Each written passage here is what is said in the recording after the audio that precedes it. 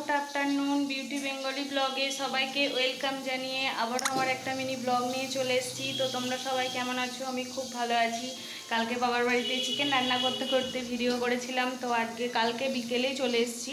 তো একদিনের জন্য গিয়েছিলাম, পরশু বিকেলে গিয়েছি, কাল বিকেলে চলে এসেছি। পুজো ছিল বলে আরও যাওয়া। তো দেখো এখন রান্না করছি,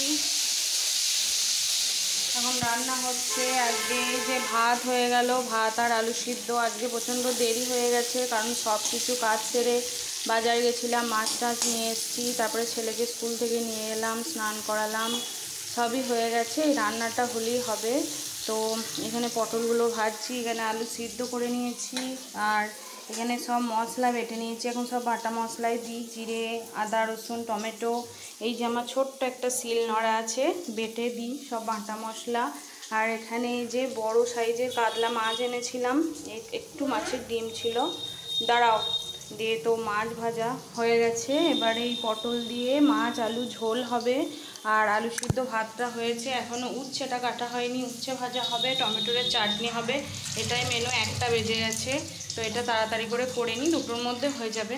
তো খেয়ে দিয়ে আবার একটু রেস্ট নিয়ে আবার ছেলে বিকেলে পড়া আছে।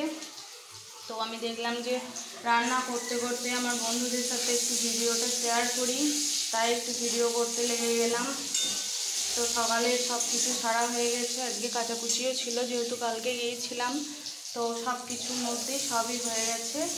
এদিকে আমার পটলগুলো লাল লাল করে ভাজা হয়ে গেল, পটলগুলো ভাজা হয়ে গেছে। এবার তুলে নিই, ছট তুলে নিই, এটার মধ্যেই তুলে নিই, দিয়ে আলুগুলো একটু ভেজে নেবো, দিয়ে মশলাটা কষিয়ে জল দিয়ে দেবো, দিয়ে ঝোলটা হতে হতে ভাজাগুলো চাটনিটা কেটে নেব।